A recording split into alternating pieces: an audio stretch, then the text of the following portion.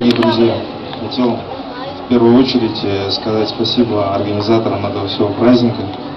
На самом деле, еще раз повторюсь, хотел сделать все это скромно, чтобы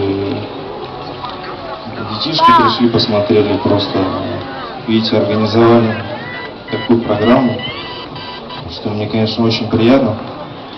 Вот. Во вторую очередь хотел бы выразить слова благодарности тем, кто меня поддерживал